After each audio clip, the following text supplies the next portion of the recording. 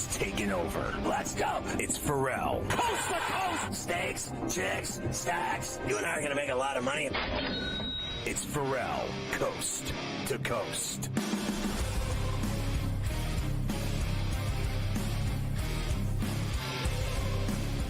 It's Ferrall on the bench, coast to coast, in the biggest way possible. Hanging out the bad seat, the bad apple with a bad attitude. We are live in New York City, the Big Apple. Ooh. People dressed in plastic bags, directing traffic, some kind of fashion shake-it-up, shadoobie, along with the tutty master, the Tater King himself, the golf guru of choice, Carver High this afternoon. Mafia running it with Luke, I am your father. A terrible Tal Tuesday rundown. Look who it is. Elvis. Denny Bernstein in the final hour today. But from the start, a double shot with Morency from Vancouver.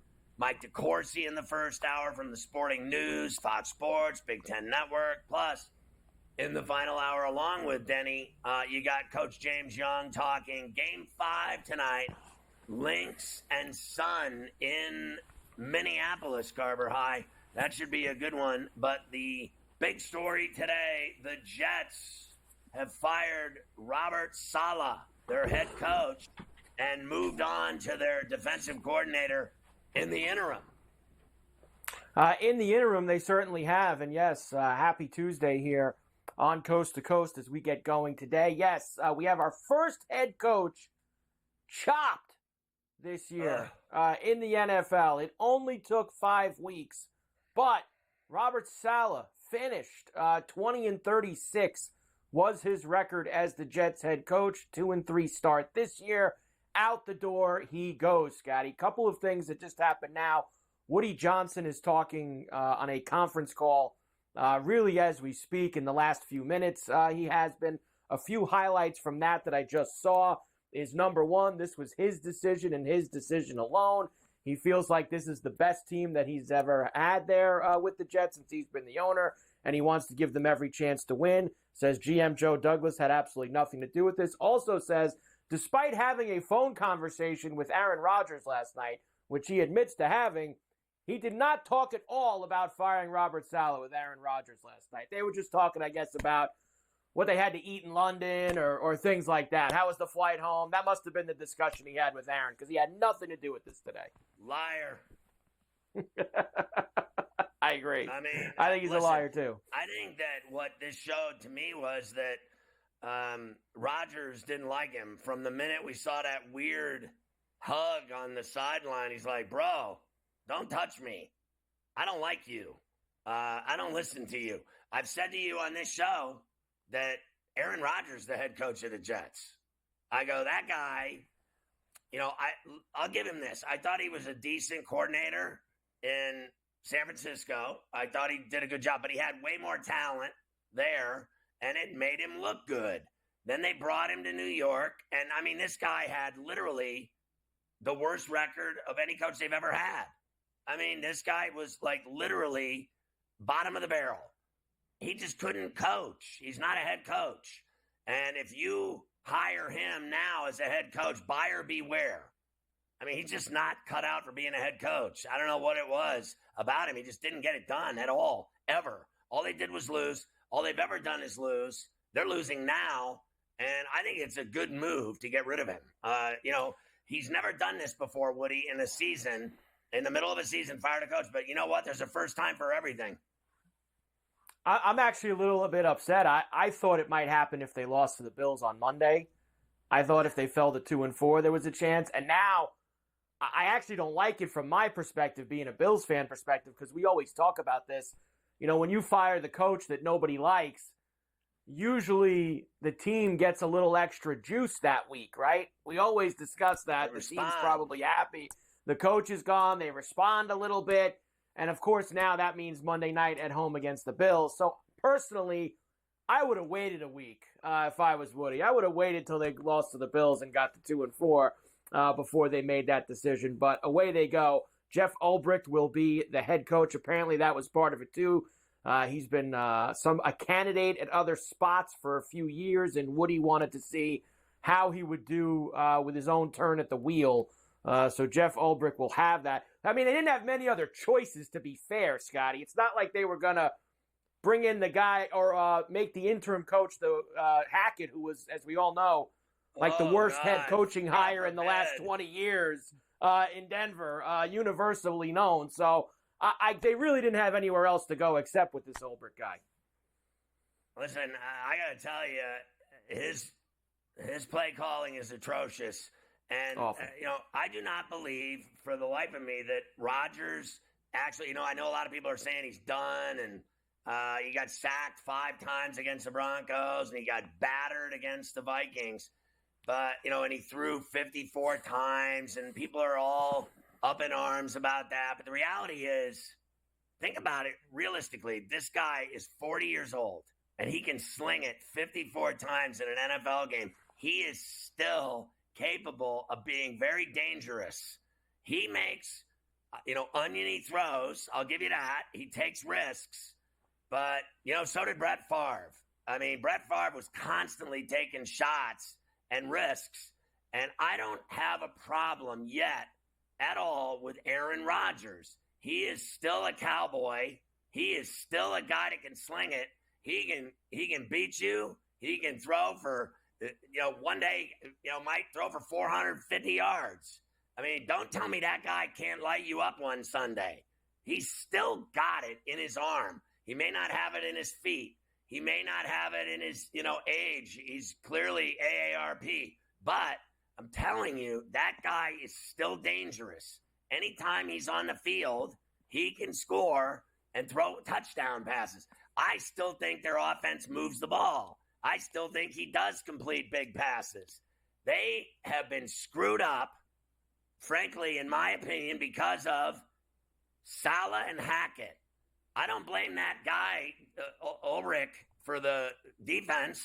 There's nothing wrong with their defense. So I think they are fixable. Believe it or not, I think, you're right about, oh, God, here we go. They're gonna have fresh juice going into the Bills game. That makes that game better. But, I can see why you'd be worried. You should be worried. They are capable of beating anyone. And, they're playing the Steelers on Sunday night after that. I bet they beat the Steelers. The Steelers suck. The 3-0, and then, they lay 2 eggs, Indy, and then they blow the game against Dallas. They're as beatable as the Jets are, okay? And the Bills. I mean, the Bills screwed up the end of that game. They're all beatable. Everybody's beatable. Except the Chiefs, right? Everybody's beatable except the Chiefs. But you just had to bring it up, didn't you? Jets will always jet. There was even a story that, and it's kind of been refuted since then. There was a story this morning that they brought him out of the building with security to his car, if he was some 17-year-old kid robbing the register at Target, on his shift. Come on, honestly, they didn't drag him out to his car like that. There's no way that that's true. I just can't believe that. I mean, what's he gonna leave with Jet secrets? I'm taking these sweatshirts with me. All right, I'm taking my gear out of my closet before I leave. Get serious. So we've got all of that to do today. We will talk about the Chiefs. They're now 5-0. They beat the Saints last night. Get escorted out of buildings many times. It has happened. I've been escorted out a couple times too. Actually, I always like the story of when I got fired in bed. In bed. Hello. In bed. What in did bed I do? One time. You know them. Yeah. You're fired for being friends with them. Click. They owed me $100 We have grand. lots of baseball to get to. The Mets and the Phillies start at 5 o'clock East City Field. Game 3 there. We have Dodgers-Padres tonight. I can't wait to talk to you about this nonsense with Dave Roberts and Machado throwing the ball at him the other night, which is absolute. We got some Roberts with that later. Hockey starts today. In fact, just over an hour. The Blues and the Kraken in Seattle. Panthers, Bruins, and then Utah, Chicago later on. We have college football, so there's a lot to do. Trap in.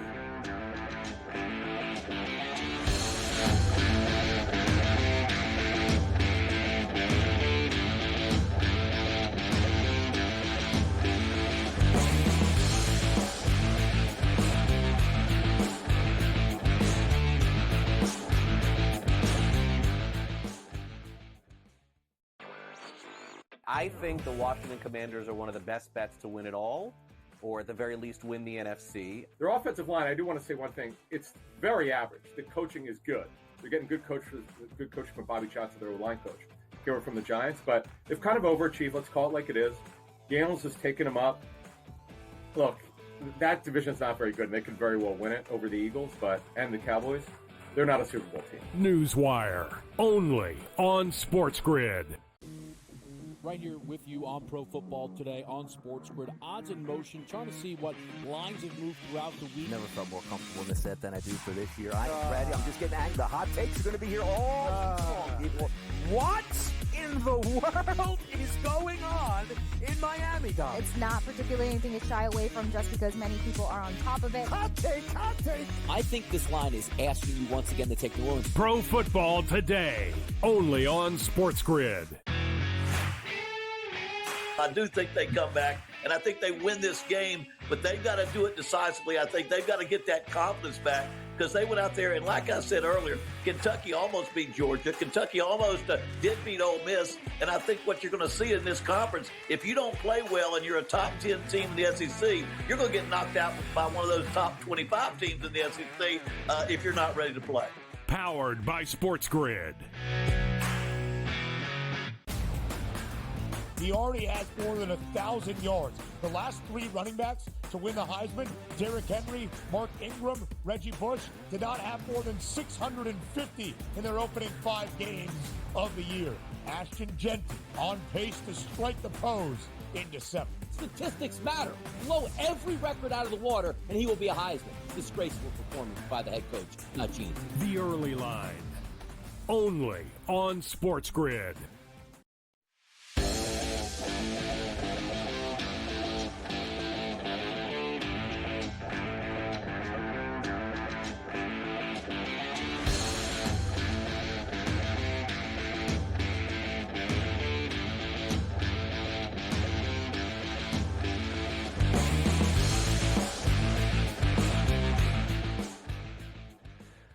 So you can catch Sports Rage every night at 10 East on all of our outlets, every TV station, streaming network, radio station, satellite radio, channel 159 on Sirius XM, and you can catch Gabe on Coast to Coast every day right here with a double shot from Vancouver. What was your reaction to the Jets move today? And are you, like Carver High, worried about the game now with the Bills because they'll have, a fresh juice, and they'll be, lit up for their interim coach and a whole new perspective on things? I got to tell you, if Sean McDermott loses this football game on national television on Monday Night Football, he might be the next one to go on a Tuesday morning.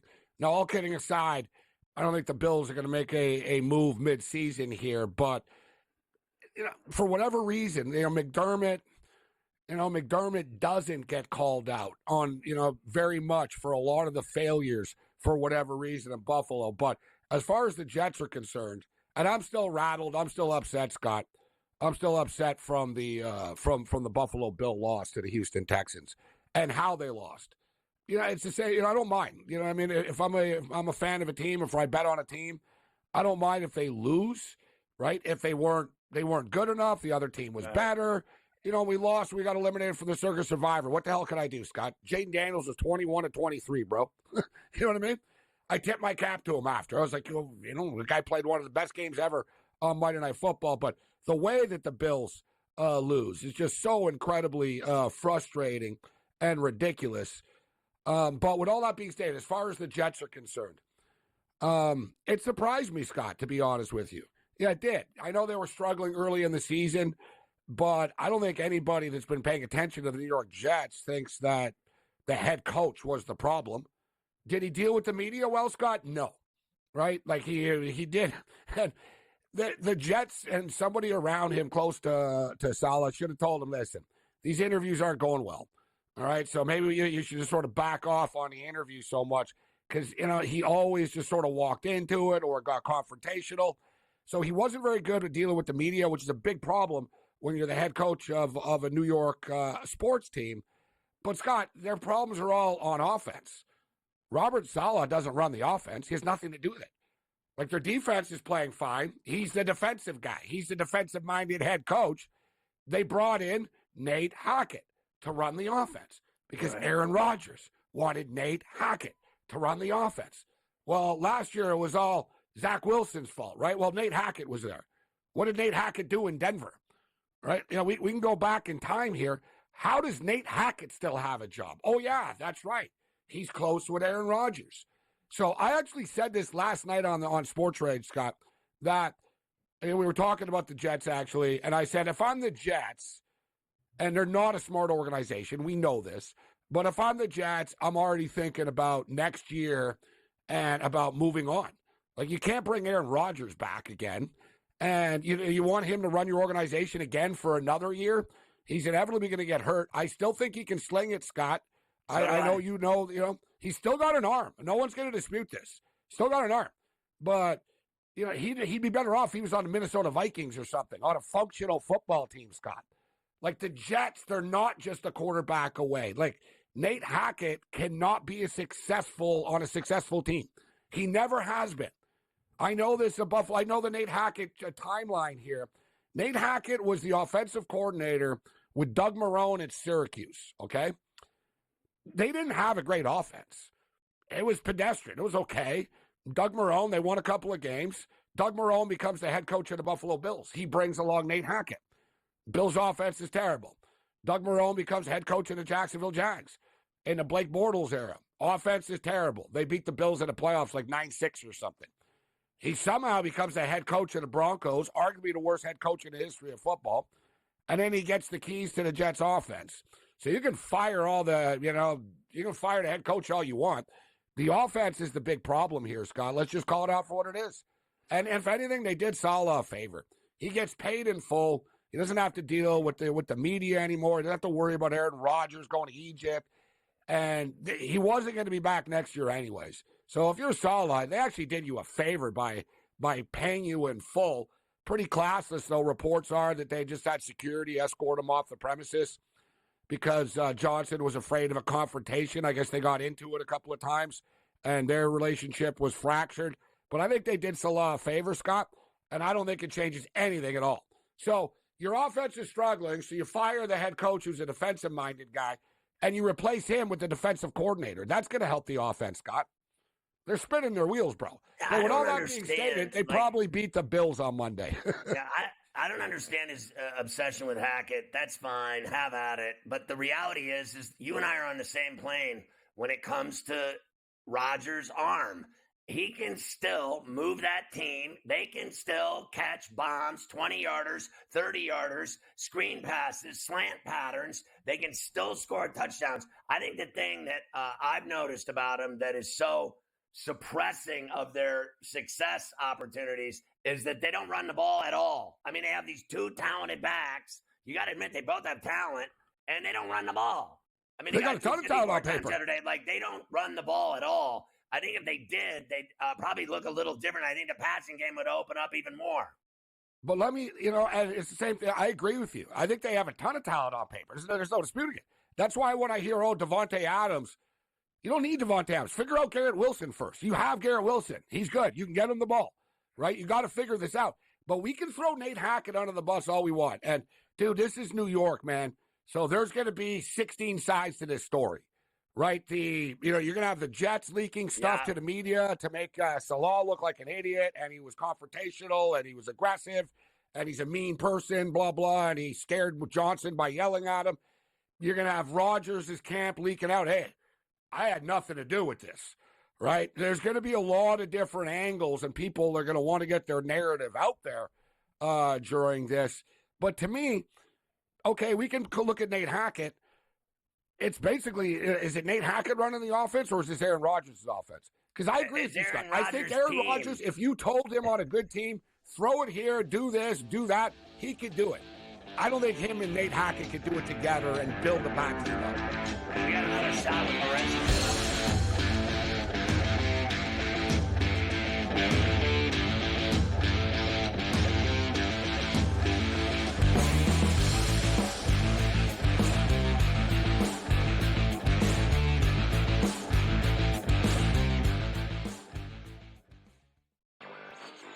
I think the Washington Commanders are one of the best bets to win it all, or at the very least win the NFC. Their offensive line, I do want to say one thing. It's very average. The coaching is good. They're getting good coaching from Bobby Johnson, their line coach. Came from the Giants, but they've kind of overachieved. Let's call it like it is. Daniels has taken them up. Look, that division's not very good, and they could very well win it over the Eagles, and the Cowboys. They're not a Super Bowl team. Newswire, only on SportsGrid. Right here with you on Pro Football Today on SportsGrid. Odds in motion, trying to see what lines have moved throughout the week. Never felt more comfortable in this set than I do for this year. Brady, I'm just getting angry. The hot takes are going to be here all long, people. What in the world is going on in Miami, Dom? It's not particularly anything to shy away from just because many people are on top of it. Hot take, hot take. I think this line is asking you once again to take the Orleans. Pro Football Today, only on SportsGrid. I do think they come back, and I think they win this game, but they've got to do it decisively. I think they've got to get that confidence back because they went out there, and like I said earlier, Kentucky almost beat Georgia. Kentucky almost did beat Ole Miss, and I think what you're going to see in this conference, if you don't play well and you're a top 10 team in the SEC, you're going to get knocked out by one of those top 25 teams in the SEC if you're not ready to play. Powered by SportsGrid. He already has more than 1,000 yards. The last three running backs to win the Heisman, Derrick Henry, Mark Ingram, Reggie Bush, did not have more than 650 in their opening 5 games of the year. Ashton Jeanty on pace to strike the pose in December. Statistics matter. Blow every record out of the water, and he will be a Heisman. Disgraceful performance by the head coach, not Gene. The Early Line, only on SportsGrid.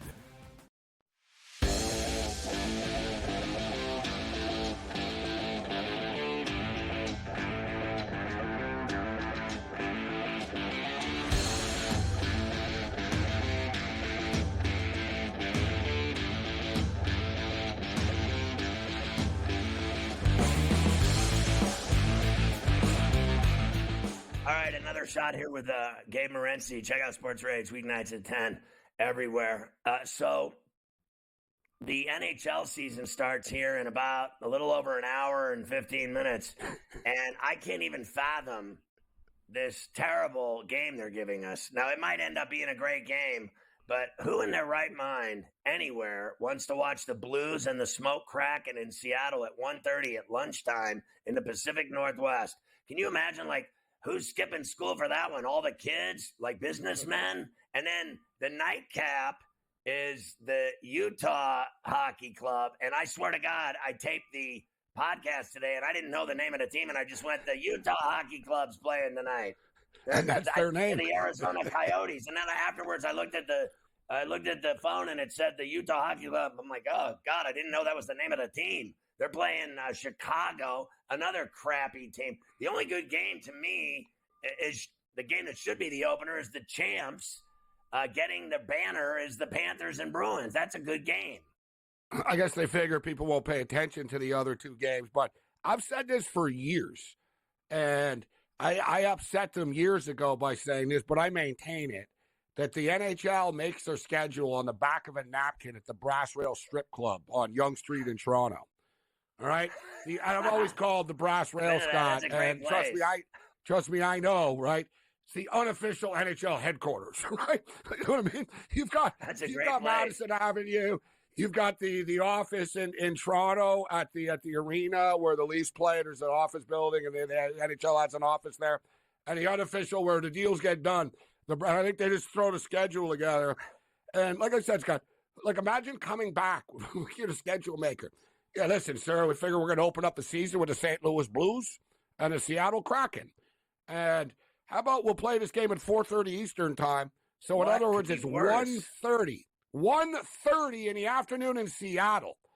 Dude, the Canadians would laugh so hard at the Maple Leafs if you told them, yeah, you're going to have your season opener on a Tuesday afternoon, your home opener, at 1:30. They'd be like, no, we're not. No, we're not. Right? So the Seattle Kraken don't have the same type of juice. It's ridiculous. Scott, listen, I'm in the Pacific Northwest, so I get all the Seattle stuff, right?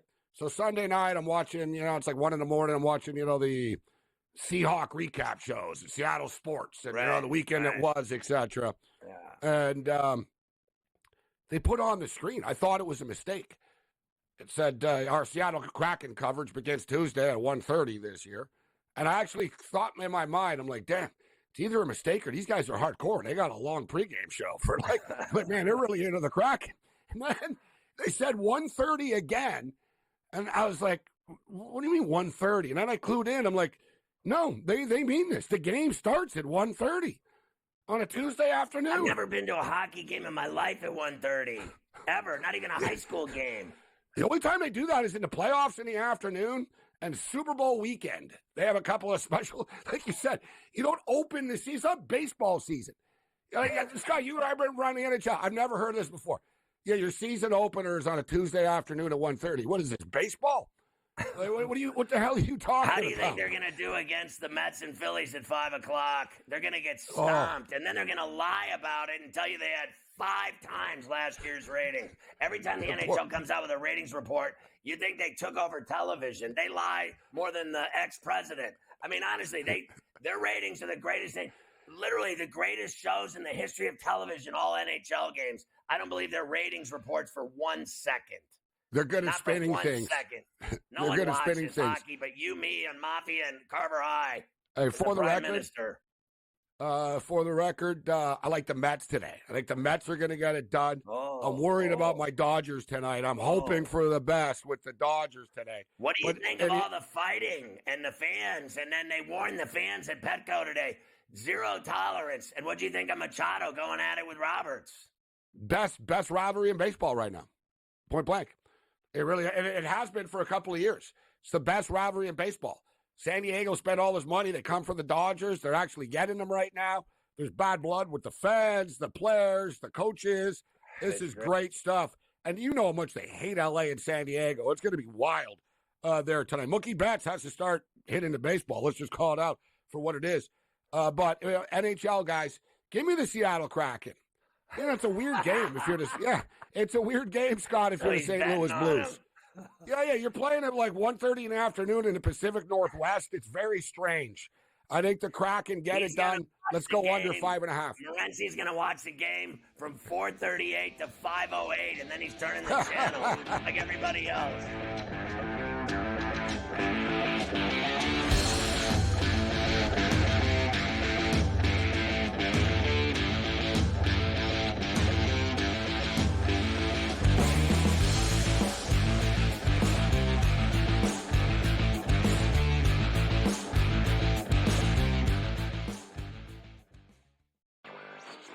I think the Washington Commanders are one of the best bets to win it all, or at the very least win the NFC. Their offensive line, I do want to say one thing. It's very average. The coaching is good.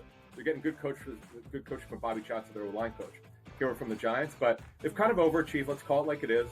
Daniels has taken them up. Look, that division's not very good, and they could very well win it over the Eagles, and the Cowboys. They're not a Super Bowl team. Newswire, only on SportsGrid.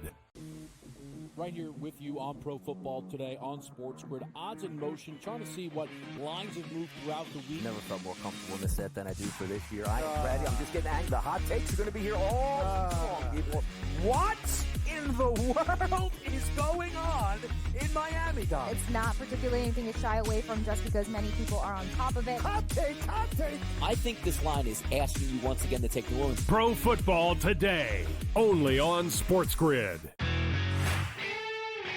I do think they come back, and I think they win this game, but they've got to do it decisively. I think they've got to get that confidence back because they went out there, and like I said earlier, Kentucky almost beat Georgia. Kentucky almost did beat Ole Miss, and I think what you're going to see in this conference, if you don't play well and you're a top 10 team in the SEC, you're going to get knocked out by one of those top 25 teams in the SEC if you're not ready to play.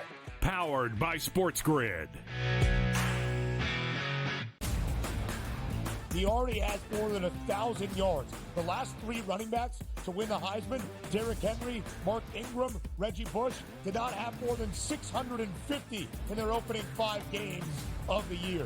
Ashton Genty on pace to strike the pose in December. Statistics matter. Blow every record out of the water, and he will be a Heisman. Disgraceful performance by the head coach, not Gene. The early line only on SportsGrid.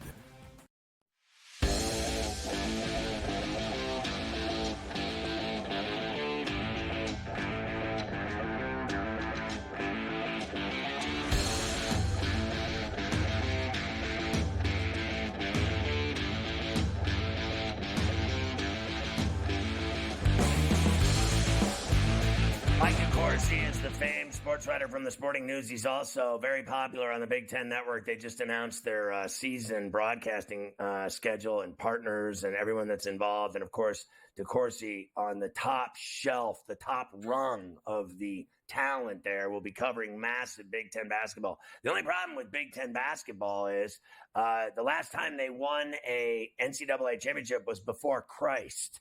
And you wrote about it, and Tom Izzo talked about it, and you're both right. I mean, it is really embarrassing. And I got to tell you, you got problems in that conference when the most exciting thing going in the Big Ten is my Indiana Hoosiers. 6-0, scoring 40-plus points a week. Your boy Signetti getting it all accomplished in Bloomington.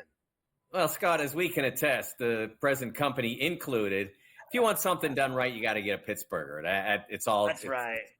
It's quite obvious. Kurt Signetti has done a magnificent job in energizing a program that's had very few moments of excitement in its history, really. They had some nice moments under Lee Corso.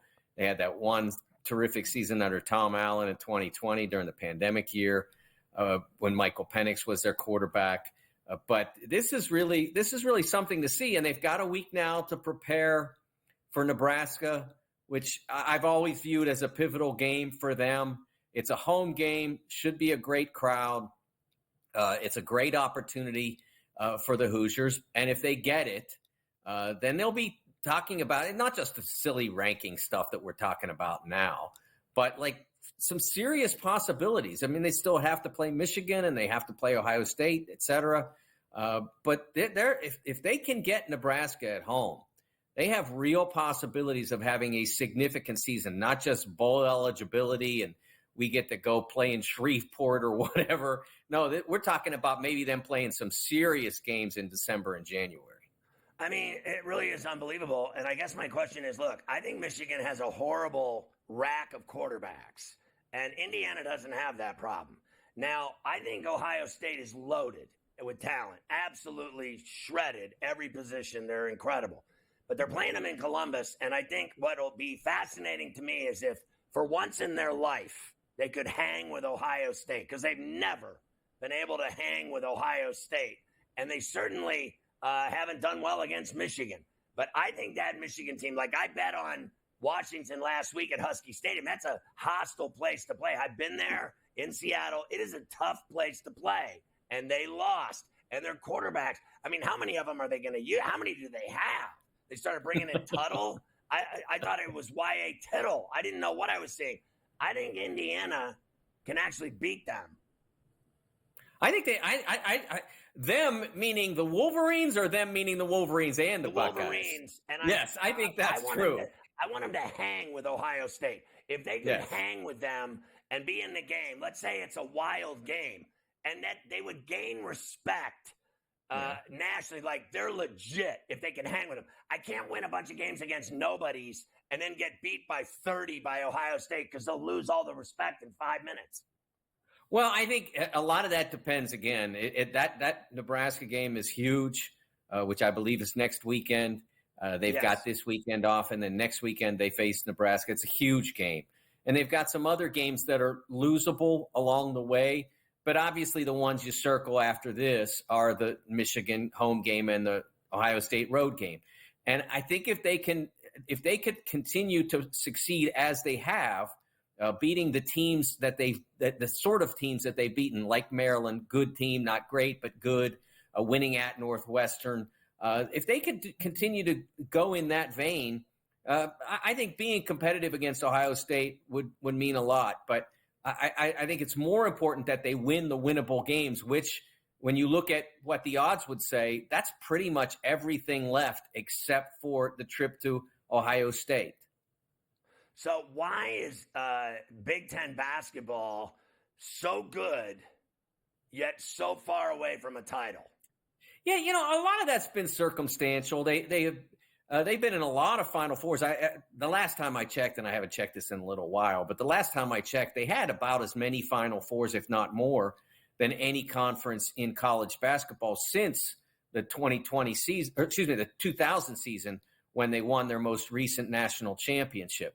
And so they've had a ton of Final Fours. They just haven't had the right team to get all the way home. I mean, I think last year's Purdue team would have won the championship a lot of years, including probably the prior year against the 2023 UConn team, but they weren't beating UConn 2024, one of the really terrific teams we've seen in this century.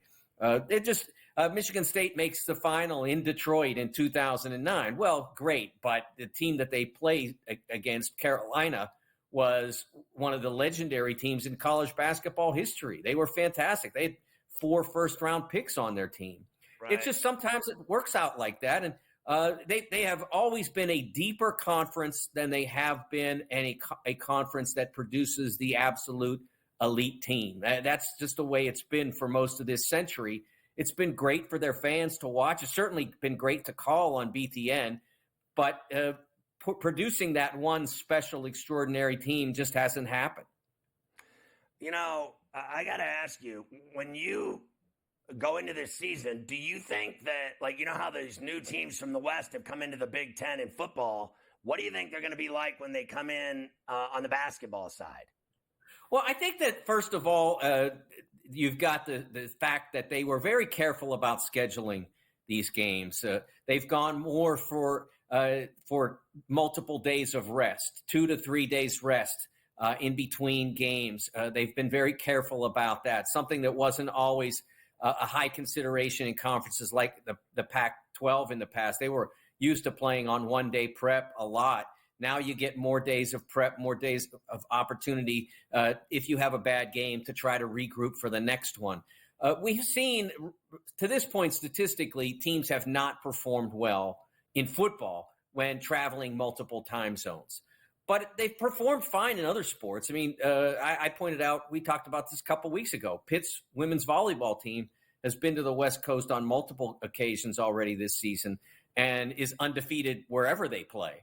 Has only lost 1 set so far. So I don't know that the travel is impacting every athlete in every sport. I think basketball players will do fine with it, especially with the care that, at least in the Big Ten, has been presented to scheduling. I'm not saying they haven't in the Big 12 or the ACC, which are also going to have long trips. I just haven't studied that. So you wrote an article about a player that I really like watching play basketball, Juju Watkins. She's something else. And basically, in essence, you said that she can pick up the pieces from Caitlin Clark, leaving Iowa for pro basketball. And this girl, I got to tell you, I think her and that Rice kid at UCLA could both flat out ball. Those are great women's basketball players. Yeah, they were in the Elite Eight last season with Juju as a freshman. A much different player than Caitlin Clark. Caitlin Clark is a point guard who can fill it up. And she showed that this year by leading the WNBA in assists and, before she left college, breaking the all-time NCAA women's Division I scoring record. So she showed that she can do both those things. Juju's more of a wing athlete, scorer type player. And as Lindsay Gottlieb, the terrific coach for the SC women, told me last week, she doesn't like to use these comparisons, but it's a little bit more like a LeBron, like a Michael Jordan, like a Michael Jordan kind of player. Not that she wasn't super comfortable using the comparison, but it's that kind of player, the player who brings dynamism and intelligence in terms of how to play and great shooting ability and fills it up. And I think that's what you'll see from Juju in the Big Ten this year.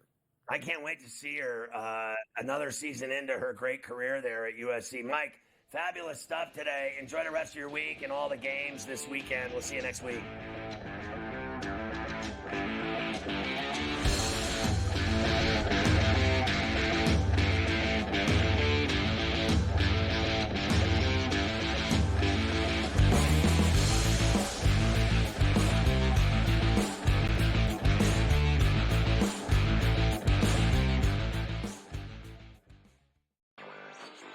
I think the Washington Commanders are one of the best bets to win it all, or at the very least win the NFC. Their offensive line, I do want to say one thing. It's very average. The coaching is good.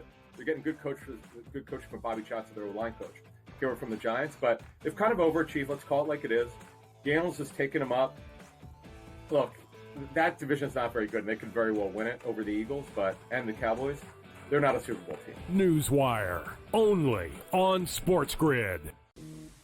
Right here with you on Pro Football Today on SportsGrid. Odds in motion, trying to see what lines have moved throughout the week. Never felt more comfortable in this set than I do for this year. I'm ready. I'm just getting angry. The hot takes are going to be here all season. What in the world is going on in Miami, Dom? It's not particularly anything to shy away from just because many people are on top of it. Hot take. I think this line is asking you once again to take New Orleans. Pro Football Today, only on SportsGrid. I do think they come back, and I think they win this game, but they've got to do it decisively. I think they've got to get that confidence back because they went out there, and like I said earlier, Kentucky almost beat Georgia. Kentucky almost did beat Ole Miss, and I think what you're going to see in this conference, if you don't play well and you're a top 10 team in the SEC, you're going to get knocked out by one of those top 25 teams in the SEC if you're not ready to play. Powered by SportsGrid. He already has more than 1,000 yards. The last three running backs to win the Heisman, Derrick Henry, Mark Ingram, Reggie Bush, did not have more than 650 in their opening 5 games of the year. Ashton Genty on pace to strike the pose in December. Statistics matter. Blow every record out of the water, and he will be a Heisman. Disgraceful performance by the head coach, not Gene. The Early Line, only on SportsGrid.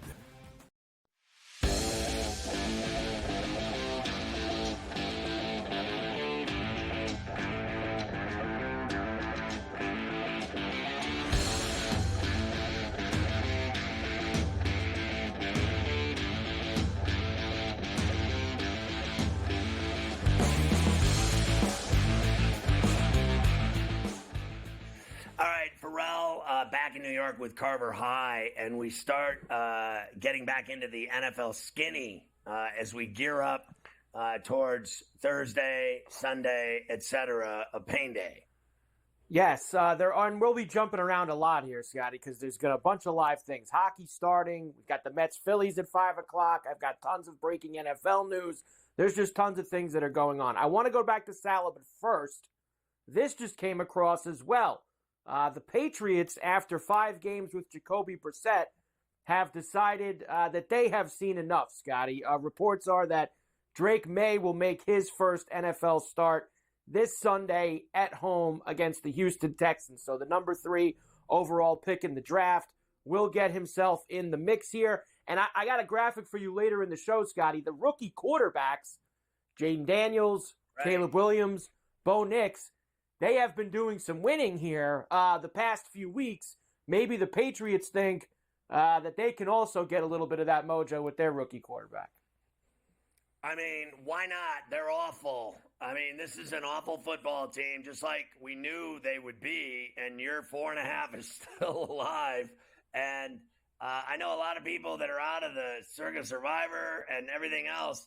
You heard Morency say it, so you're still alive with that under. That's all I know with the sheet of integrity. I have no problem at all going to him.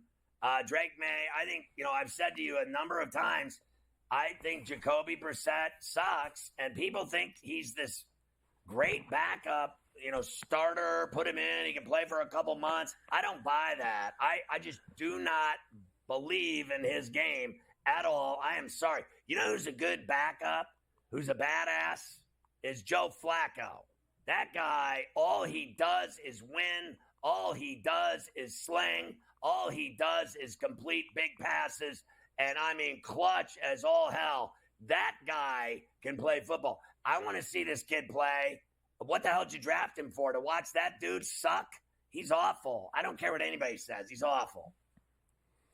He is awful. There's no question about that. And now Drake May will get his chances this Sunday at Foxborough. All right, back to the Saleh stuff because there's a few things that I want to get to with you with that. As we said, Saleh chopped. The stories are starting to trickle out You and Gabe talked about this a little bit. You know there's going to be stories about Saleh from the Jets side. You know that Saleh's probably going to get his hands on someone and start putting stories out about either Rodgers or the Jets. Well, I just saw one that Saleh was actually considering firing Nathaniel Hackett when they got back from London, and I guess the Jets beat him to it and decided to chop him instead. So that's how Saleh was looking to change the offense up. Now, you know Hackett's Rodgers' boy, Scotty. So I'm sure that once that word got around, that's probably when Rodgers and Woody got together and put the hit out on Big Rob. Here is Woody before you comment on all of this. This is from that conference call I was telling you about just about an hour ago. Why did he make the move to chop Saleh today? And I just want my opening statement is that this is one of the most talented teams that has ever been assembled by the New York Jets. I wanted to give this team the most opportunity to win this season. I feel that we had to go in a different direction, and that's why I did that today. This change, the change that we made today, that I made, I believe will bring new energy and positivity that will lead to more wins starting now.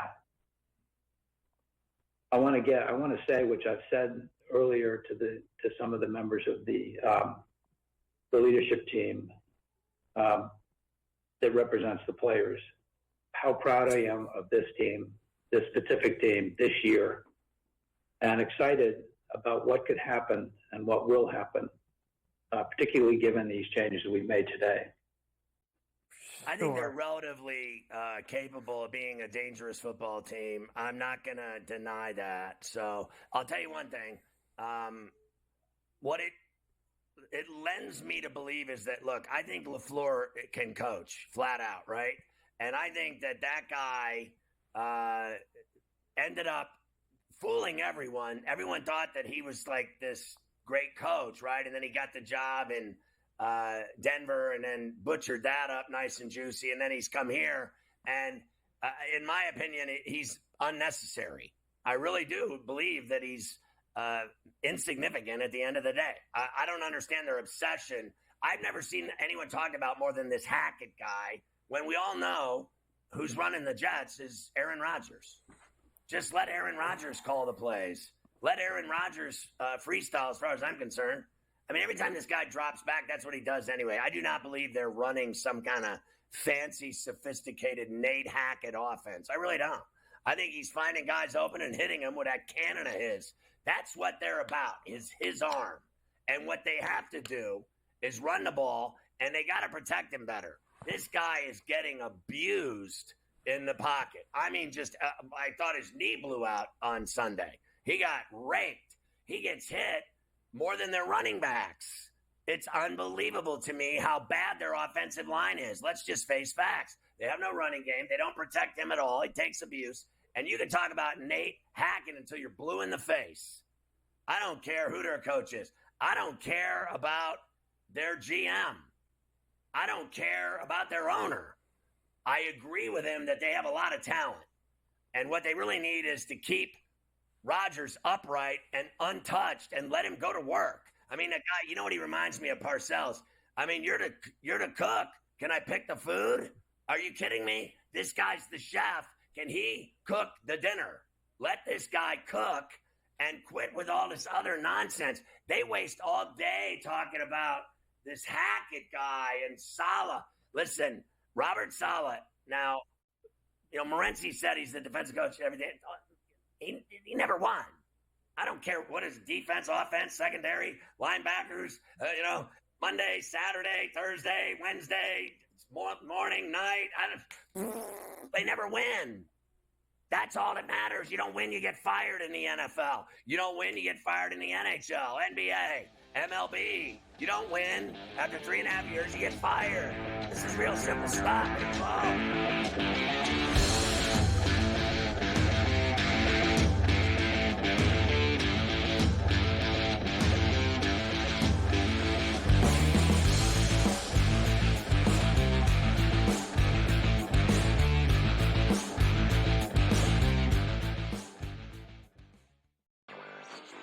I think the Washington Commanders are one of the best bets to win it all, or at the very least win the NFC. Their offensive line, I do want to say one thing. It's very average. The coaching is good. They're getting good coaching from Bobby Johnson, their line coach. Came from the Giants, but they've kind of overachieved. Let's call it like it is. Daniels has taken them up. Look, that division's not very good, and they could very well win it over the Eagles, and the Cowboys. They're not a Super Bowl team. Newswire, only on SportsGrid. Right here with you on Pro Football Today on SportsGrid. Odds in motion, trying to see what lines have moved throughout the week. Never felt more comfortable in the set than I do for this year. Brady, I'm just getting angry. The hot takes are going to be here all long, people. What in the world is going on in Miami, Dom? It's not particularly anything to shy away from just because many people are on top of it. Hot take. I think this line is asking you once again to take New Orleans. Pro Football Today, only on SportsGrid. I do think they come back, and I think they win this game, but they've got to do it decisively. I think they've got to get that confidence back because they went out there, and like I said earlier, Kentucky almost beat Georgia. Kentucky almost did beat Ole Miss, and I think what you're going to see in this conference, if you don't play well and you're a top 10 team in the SEC, you're going to get knocked out by one of those top 25 teams in the SEC if you're not ready to play. Powered by SportsGrid.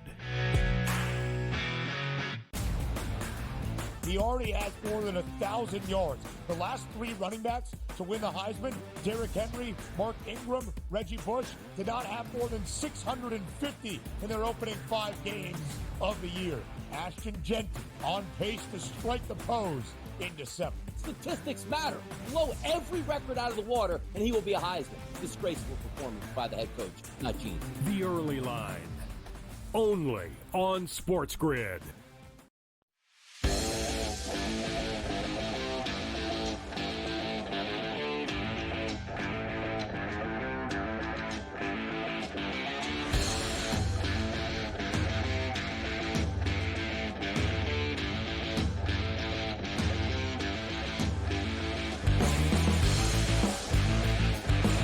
I mean, Carver High, show what the Jets coaches have done since, the turn of the century.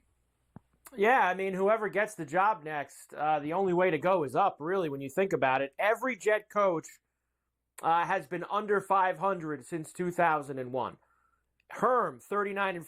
Mangenius, 23-25. Rex, 46-50. Bowles, 24-40. Gase, 9-23.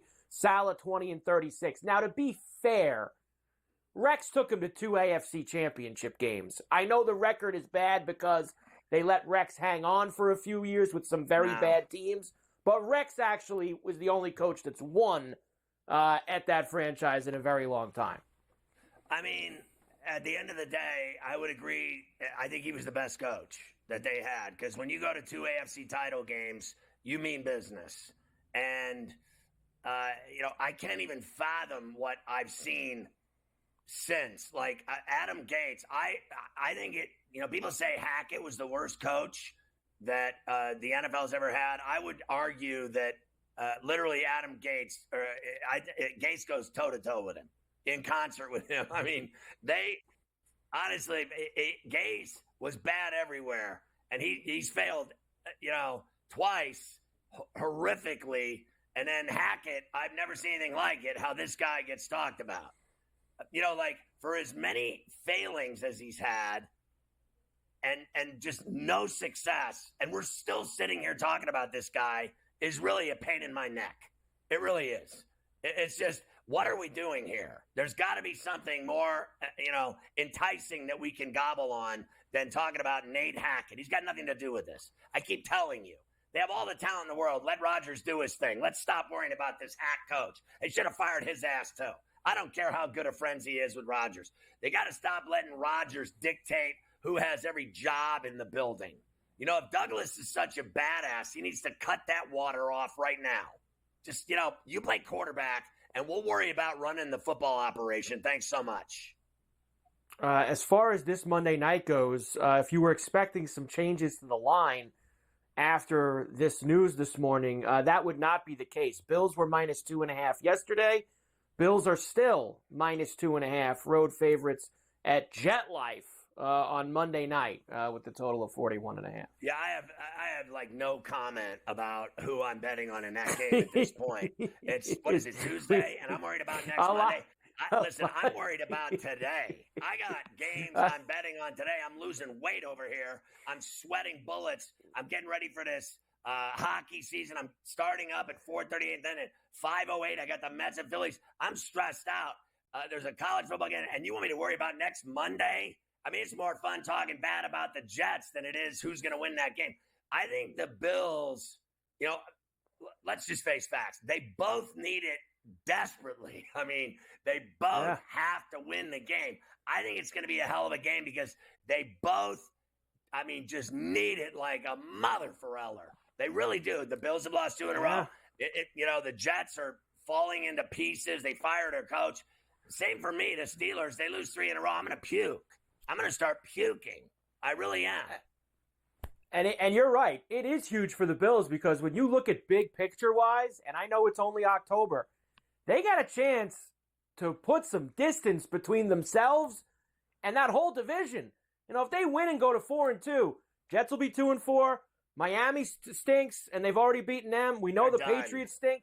Bills have a chance to get some separation in the AFC East fairly early in this season, and that's something that they need to take advantage of in that spot. Right, yeah, that's what it's all about for that. All right, as you mentioned, there are several other things going on here that we have to get to. I have more football for you, but we have to slide this in because, as you and Gabe said, the game starts soon. I mean, you got anything with this Kraken Blue game here? Minus 164 for the Kraken, plus $1.36 for the Blues with a 6.5. Listen, I got to be honest. I went to see the Blues play last year against the Devils, toward the end of the season, and they were atrocious. I mean, they were awful. And I'm not surprised that Seattle, they're playing this game at 1:30 out there. I'm really not surprised at all about that price that I just saw at $1.64, whatever it was. Gabe's on Seattle. I would lean Seattle. I saw the Blues. I thought they were weak. I mean, just terrible. Since they won the Cup, they have gone to hell in a bucket. They really have. I'm on the under today. Give me the under. Oh, yeah. I told you that yesterday. Little afternoon game. I'll roll with that under in Seattle and St. Louis. Sandwiches for lunch.